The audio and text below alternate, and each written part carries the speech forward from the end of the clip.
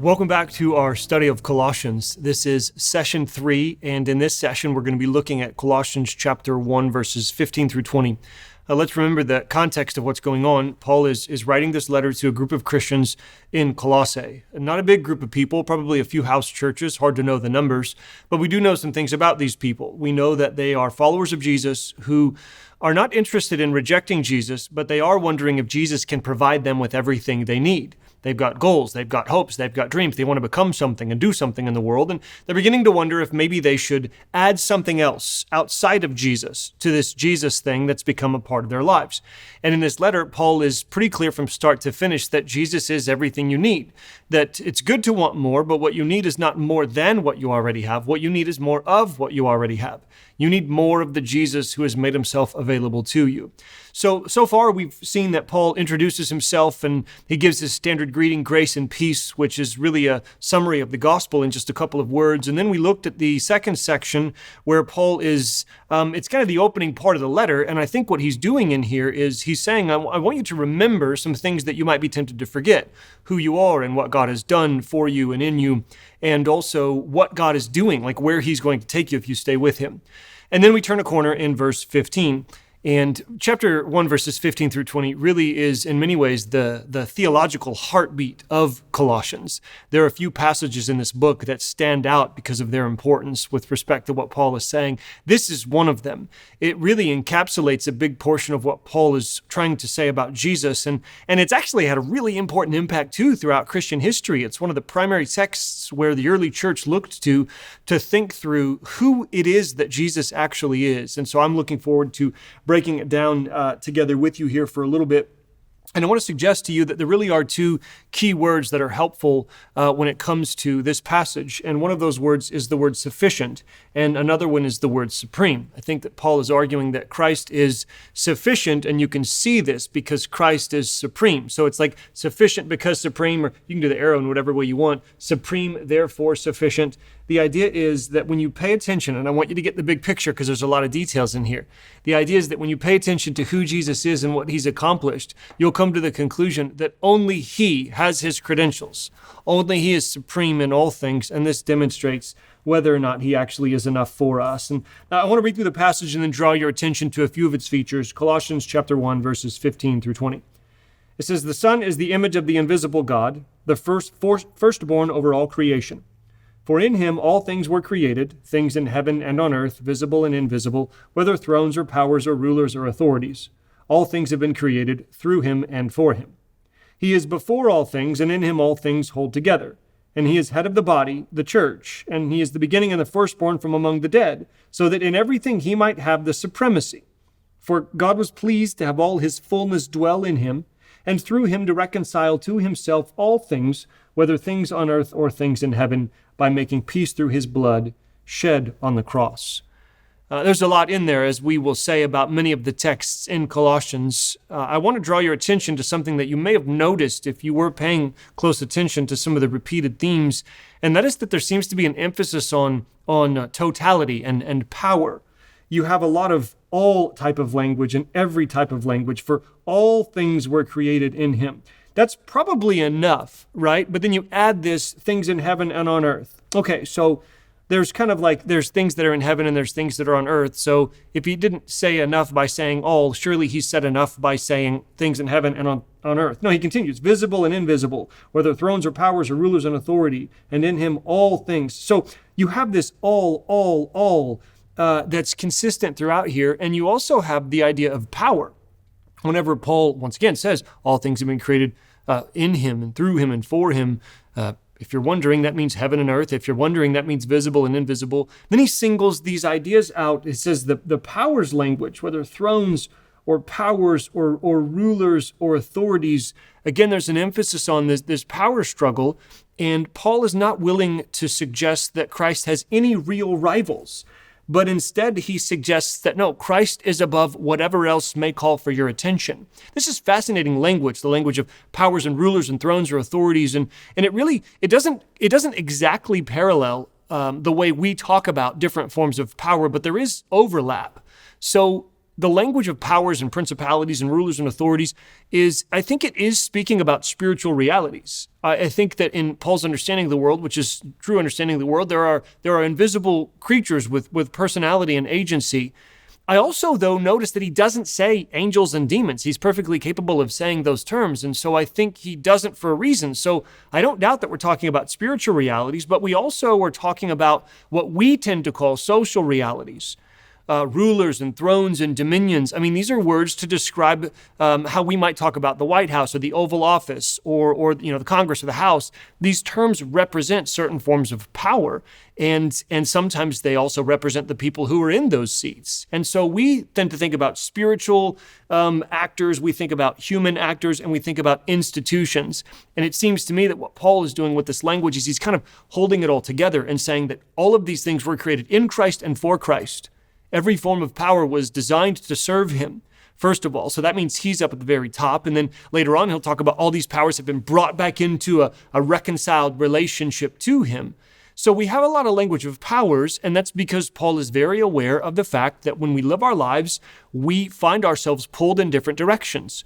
Our trust is pulled in different directions. People call for our allegiance. People call agencies, institutions, beings, call for our even worship at times, certainly our trust and commitment. And what Paul wants to make very clear is that Christ is everything, and he calls for everything because he's everything. So there's a general sense that we pick that up from reading this passage. And really, at the end of the day, if that's what you see here, that's kind of enough to know what to go and do next, worship him and obey him and listen to no one else when their voices compete with his. But I want to take us a little bit deeper in terms of what Paul seems to be doing. And I want to do so by drawing your attention to the structure. That's something that we're going to notice a number of times in Colossians, is that Paul seems to be doing intentional things within some of these sections in the way in which he's laying out his material. The first thing I want you to notice in a very general sense is that there's a flow in this passage from the first section, which is where we're talking about creation. You even notice it up top there, image of the invisible God, firstborn over all creation, so on and so forth. We'll look at some of the details in a second. And then in the last part of it, we're talking about redemption, or reconciliation. I'm not real picky about which word you use. I think that he's talking about all of these things. You could say new creation. You could say salvation. I mean, in the largest sense of the world, making the world and saving the world. And all of the details fit within that. So if you look at, one more point on the structure, and then I just want to walk through it with you. You have the general flow, but you also have some indicators in the specific details of what Paul says. And actually, if you pay attention to the prepositions here, you're going to notice some of what he's doing. So it doesn't come through perfectly in the English, but it captures it decently well. In verse 16, it says, "For in him all things were created." Then at the end of that verse, all things have been created through him and for him. So in, through, and for, or in, through, and unto. Then if you look down in verse 19, it says, "God was pleased to have all in his fullness dwell in him, and through him to reconcile to him all things." So again, you can kind of see it in the English. In the Greek, it's even more obvious because he uses precisely the same terms. And I think he's doing this very intentionally to show you that we really have two halves of this poem, if you want to call it that. Some people call it a hymn. I don't care what you call it. I just want you to believe it's true. So we'll think of it as a poem, and there's this creation stanza up top where all things are created in him, through him, and unto him. And then this reconciliation or redemption stanza where God was pleased to dwell in him and to reconcile through him all things to him. So even then you see that there's a parallel here, and we could benefit from looking through a number of the details. Let's just kind of look at a couple of these. Man, I love how it starts. The Son is the image of the invisible God. He's saying there a couple of things. One, when you look at Jesus, you see what God is like. Two, I think he's very much talking about how we were made in the image of God. So when we look at Jesus, we see what we were to become. And so right there you have this idea that Paul is taking us back to the very beginning. And he's saying that when you look at the very beginning, clearly what you see is Jesus. So Jesus shows us the Creator God and who we're called to be. Then firstborn over all creation probably deserves a comment. Firstborn can be the thing that's first in time, but it becomes, in that culture especially, the thing that's first in time is the thing that's first in rank. And the term here can actually be either or both. So what this means is not that Jesus was God's first creation. That doesn't make any sense of what Paul says elsewhere in this very letter, in 1:19, especially later on in 2:9. But what he's saying is that Christ is the one who outranks all things in creation. You jump down below and you see the same thing when he's the beginning and the firstborn from among the dead. So he's the head over all creation, and he's the head over, here's another word, resurrection. So I know there's a lot of details here, and I hope you're tracking with me, because really I think at the end of the day, there's a simplicity to what Paul is saying. Creation, Christ is supreme. Redemption, Christ is supreme. And as a matter of fact, there's a middle part of this little poem in terms of the way I think it probably should be read. So you have the creation piece ending in verse 17, he's before all things. Then you have this line, in him all things hold together. And then in 18, you transition to this life of redemption. He's the head of the body of the church. So I think you have in the very middle of this poem, this line that actually is a statement about what is true, that in him all things hold together. I think that's true of the poem, and I think that's true of the reality that the poem is speaking about, that all things hold together in him. I mean, this is the fundamental statement about the nature of reality. So different philosophers and scientists, even in Paul's world, would say that different things were at the foundation of everything. And some philosophers would say that reason, or logos, is at the center holding everything together. And others would say it's a biological principle that's holding all things together. And what Paul is saying is it's Jesus, actually, who sustains all things, who is central in creation and who is central in redemption. And so that seems to be what Paul is saying here. And I think that his point is, I think his point's really important. And as we kind of maybe pull all this together and think through what's going on here, we could profitably ask ourselves one more time, why is Paul saying this? And then lastly, what again is Paul saying? Why Paul is saying this is because we are always tempted to think one of two things with respect to Christ's supremacy. We're always tempted to think either that that there's something else that is more powerful than him.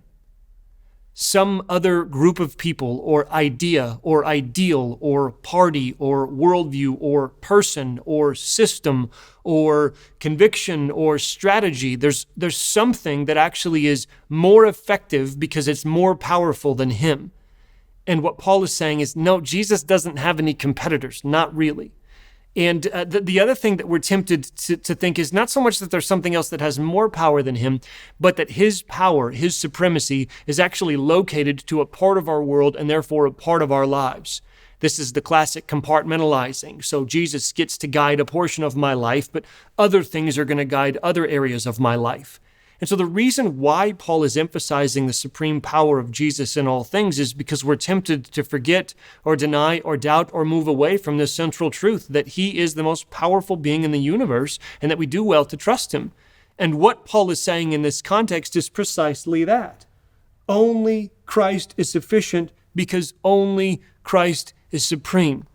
I know it sounds a little punchy, but I think Paul would say, once you understand the truth about Jesus, and I really think this summarizes what we're talking about when we talk about this passage, when you understand the truth about Jesus, if you're going to ask the question, why stay with Jesus? Here's Paul's answer from Colossians 1:15 through 20. His answer is because he's Jesus.